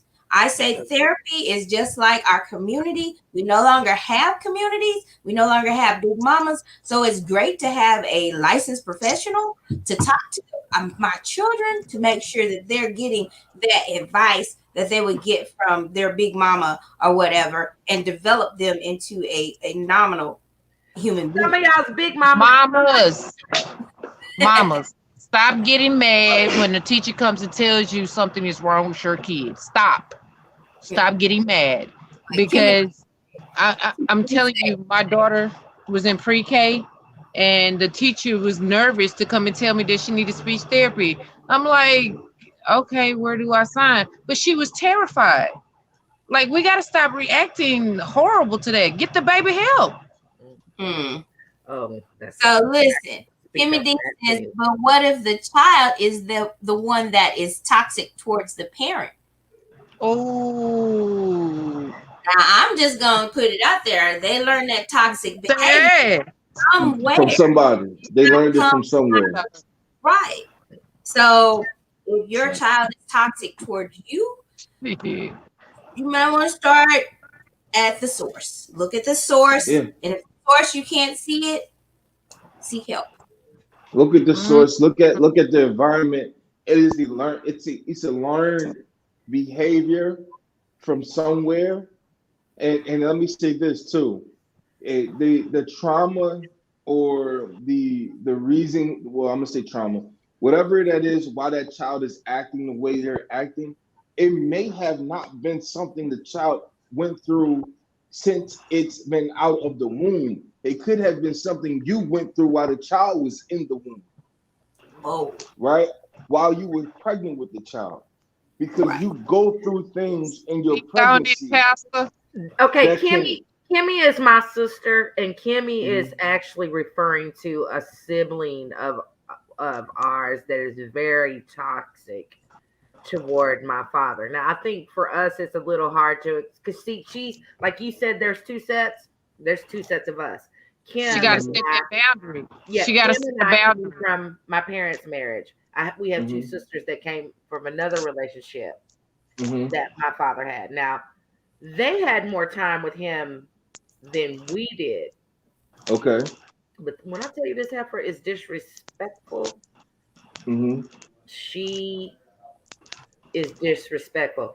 And I would never, even though my father has his shortcomings, would never, ever in my existence speak to him in that way. Okay. Just in the time, let me give you this. And this is something, because again, we can relate. Just in the time, that set had more time with him than you did, correct? And you had less time, but you would never He was raised by him, I was not. Okay, so there you go. Right. Okay, watch this. Just in time, you appreciate the time you had with him because you didn't have enough of it to take it for granted. A person can have so much time, right, to where it's just enough to feel like you're sliding me out of my time because you did this or you did that, right? You like, okay, you here with me 80% of the time. So the 5% of the time that you're not with me feels so much more. And why?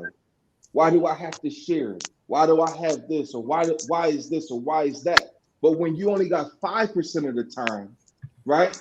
The 80% of it don't matter because I got my 5%.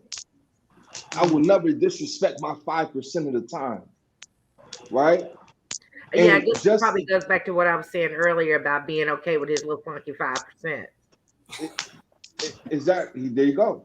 There you go. So sometimes we can have something just enough to make us feel comfortable enough to disrespect it. Well, okay. Also, but the other thing between us is that there's also 15 years, and I was raised that you don't. that is not how you You treat always go back to your the upbringing. parents. Okay, Mhm. you just don't do that. Correct. But it's The like scripture what says, everybody is saying. Y'all had two different parents. You know, you had the parent of your 15 of your time, and she had the parent of her time. As you know, if you have multiple children, you do understand over time you learn different things and you matriculate different things, you make different mistakes.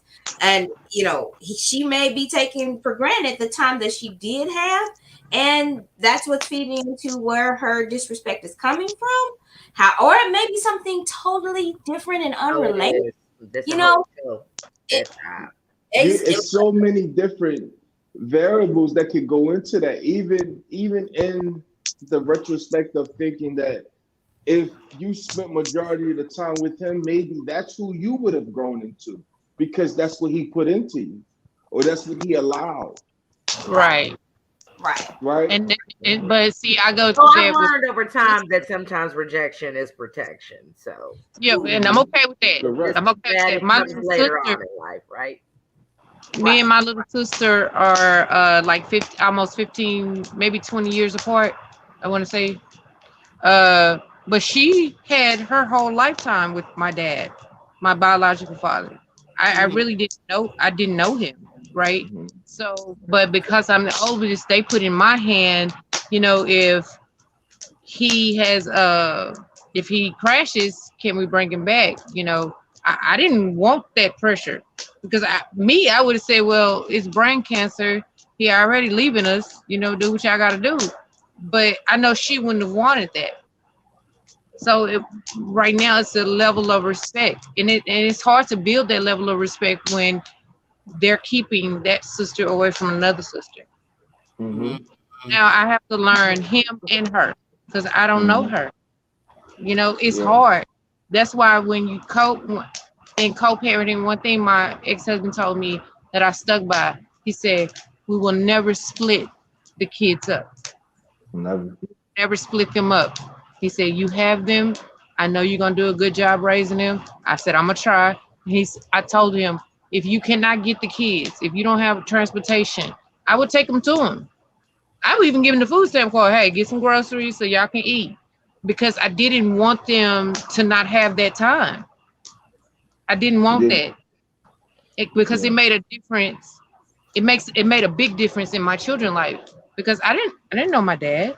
When I first saw him, I was 15. Well, that I could remember. I didn't know. He was like, I'm your dad. I was like, nah, you ain't my daddy. My daddy down on the guitar. That's Mhm. good. It's not healthy at Yeah. all. Yeah, we True. gotta stop. We gotta. If you have, it has to be your objective. If you have children by more than one person, you have to have you gotta have intentional purposes to make sure that they are raised together, no matter what. They have to know that because if not, it becomes a battle of who's more important than the other, right? Who's first, right? Or you love my mom, he loved my mom more than you loved yours, or you love my dad more, she It's loved your my dad mom. more than my, Yeah. you know what I mean? So we have to, as parents, have to be very, very mindful and vigilant to kind of cut that off before it starts, right? Or aid in the children's If you're aware relationship it and growing exists. together. Right. Right. So listen, guys, we're at our time, and it's been an amazing show. Amazing show. I need a drink and therapy session. Dr. Guy Right McCall. now, baby, I got some Grand Marnier with my name on it right now. One shot. Can I ask a question? Can I ask a question? Maybe it'll spark next week. Uh-huh. So what happens if your spouse has had a very toxic relationship with their parent? It's up to you, Miss Carter. Okay. Oh, this one next week. My bad. I'm divorced. I got a story. I got 5 minutes. Y'all got 5 That's minutes. why when I was dating, I was looking for my daddy in every man. That's why I'm did some fucked up shit. We're not gonna talk about this right now, people. We're not doing this. We're not Listen, doing this. if your spouse is disrespectful to their parent, you need to leave that ass alone. That's why we always look at men how they treat their mother. Well, you should. But wait, men look at women how they women treat their mother and their father. fathers. So Yeah. that Watch that mama mouth, boy. Watch that mama mouth.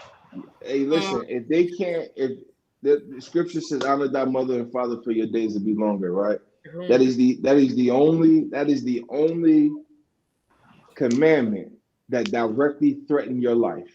Mhm. If you're But not willing to, wait a minute now, Ty, because it says Wait. honor. It says honor. Hey, we running over time.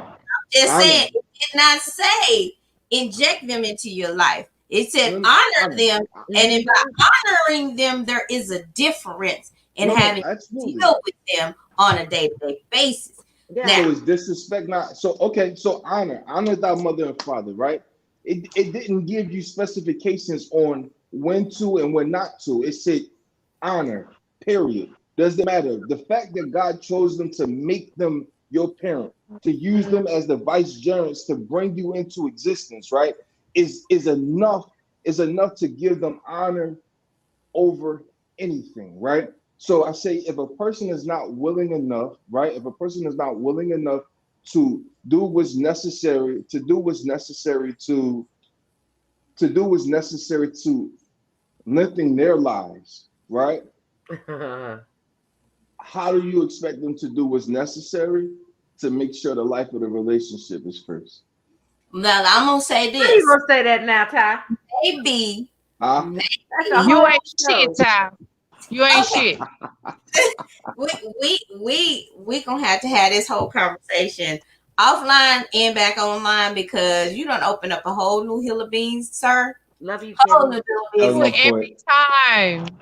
Right. Thanks, everybody. Thank you guys for tuning in. Let me just give these little I need to nuggets do a of part two. understanding and dealing with toxic parents, things that you can do to limit if you are still dealing with toxic parenting or you see effects of toxic parenting in your life. You don't like it, you want to change it. Things that you can do is make a list of things that you want to change.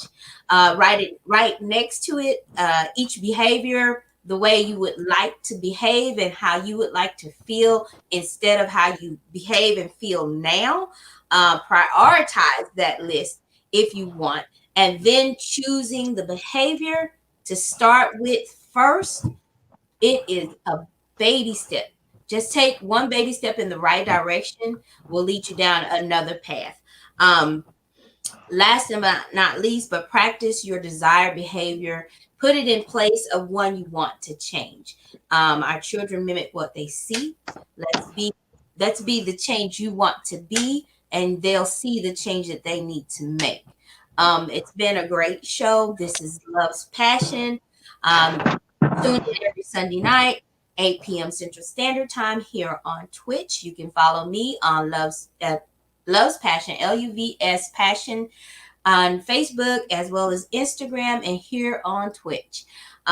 If you have not done so, please follow, like, and share this show, which is Love's Passion on Twitch. We appreciate you guys tuning in.